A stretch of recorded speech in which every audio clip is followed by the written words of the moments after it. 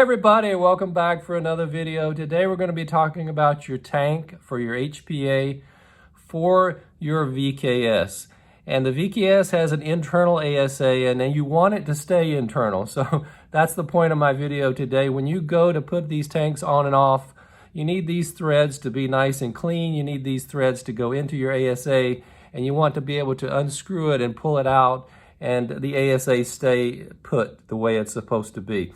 I was having some issues with my threading and I want to walk you through a simple fix, something that everyone should consider, at least in your normal routine maintenance.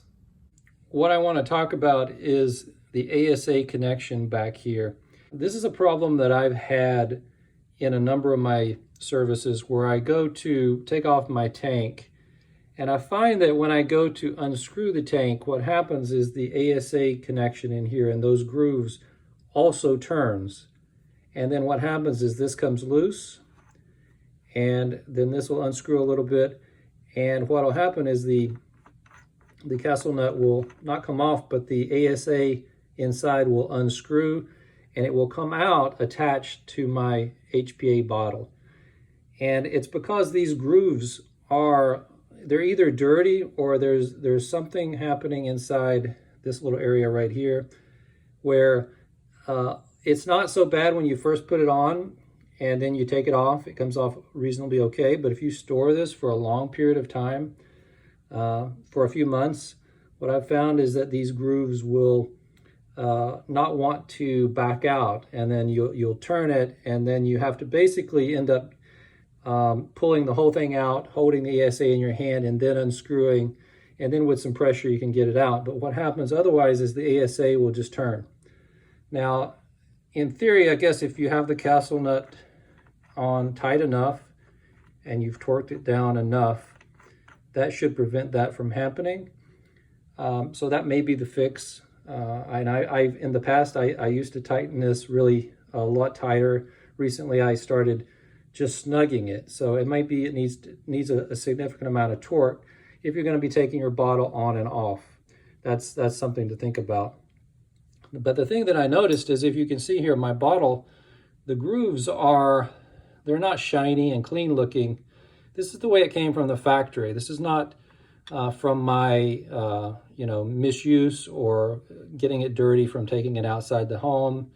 It's not been used for anything, any activities like that, but they look a little dirty. So I read that you can clean these using a little bit of white vinegar and a toothbrush. And so I'm going to give this a little bit of a clean, and I'm also going to clean inside here.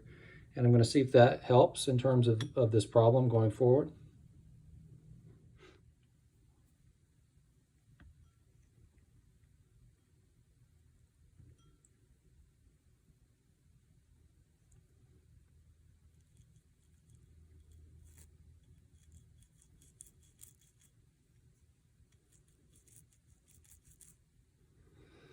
Wow, that looks like it might be working.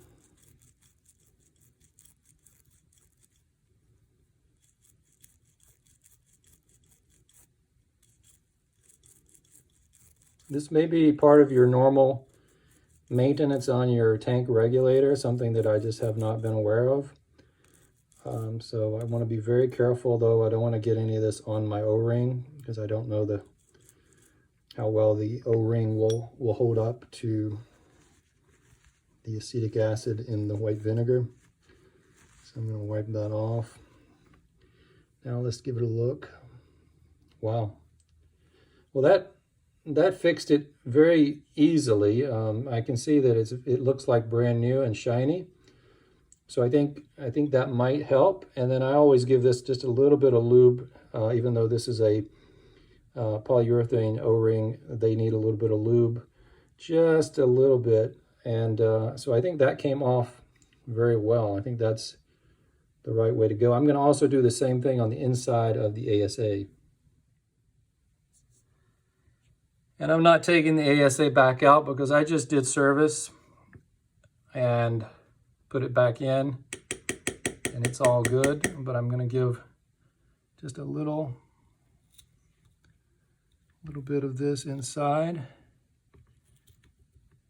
and essentially clean that as well. There's no harm in cleaning your threads, making sure everything is good and clean. Use an old toothbrush and some white vinegar, and they come right out. So I'm just gonna dab this and make sure it's nice and dry.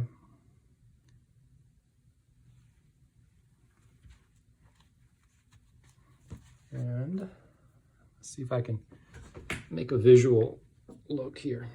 Probably can't get a good angle.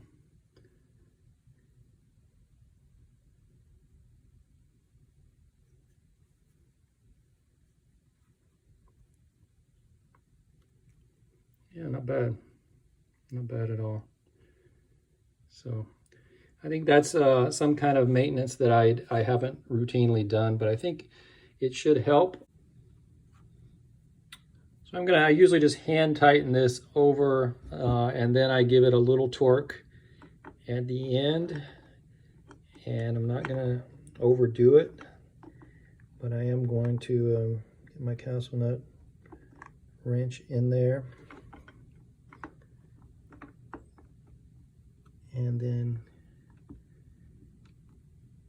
what you do is you just give it a little tighten, and that's about all it takes. And we'll see how that works. I'm gonna put the tank on and off here just to see how it does.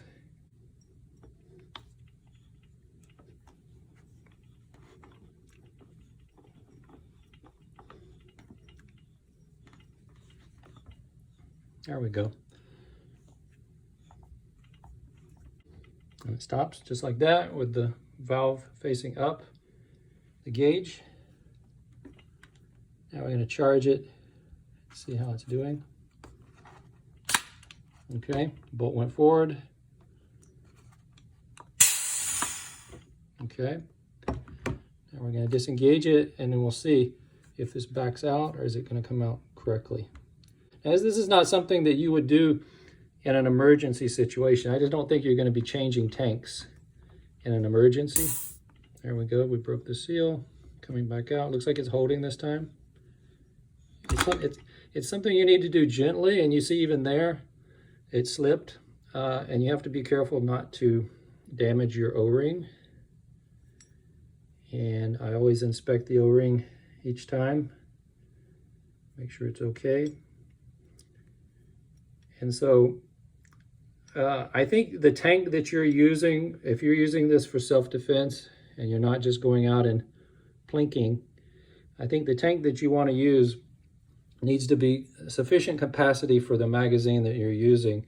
This is my stock Pepperball tank. This is enough shots for the way I've got it set up for my needs. You may need a bigger tank or a more capacity tank if you want more shots or you want more air.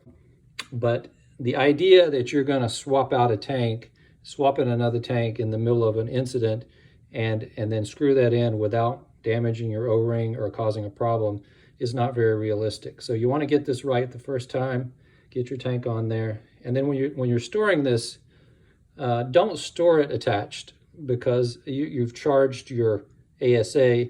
Now the ASA may be fine, but the ASA has O-rings and may wear. It's better just to have the tank completely out, separate from your launcher, so that if you have any issues, the issues would be with your tank reg and separate from your actual launcher.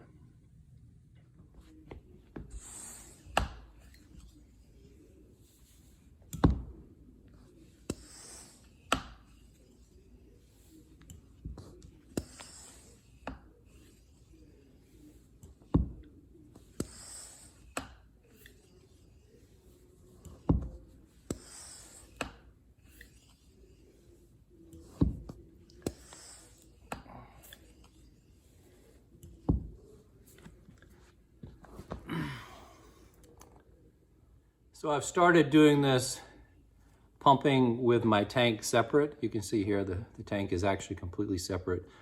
I find that this is a little bit better on the tank, and I keep it separate from the launcher most of the time. And so I do my pumping like this, and to me this is working really well, and that's the way I like to do it. So let's finish this tank first. Only got a couple more pumps here. Almost there. Might as well top it off all the way.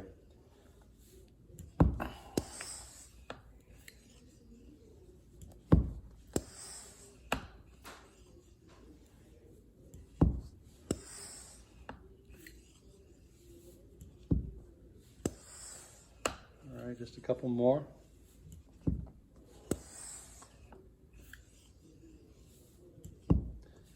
And I think it's pretty close. Let me see. Yeah, that's close enough. It's right there. So now I'm gonna bleed the valve here. Listen. Here it comes.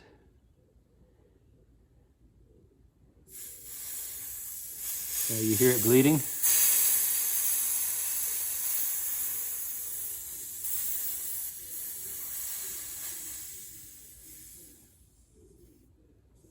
All right. And so now I can take this one off. And I got a tank that's pumped most all the way up. It was about half full, and so I pumped it up this far. So that's gonna wrap up this video. You saw a little bit of pumping there. It's a good exercise for you to do. I recommend that if you can pump. You don't have to do it all at one time. You actually do need to give it a little break. Let the thing cool down. You don't want it to get too hot. Those O-rings need to stay at sort of as close to room temperature as possible. But give it some pumps and put in the effort. It's good for you. The physical fitness, then the training with your launcher. It's all good. So everybody just take care. Be healthy. Be safe. And we'll see you in the next one.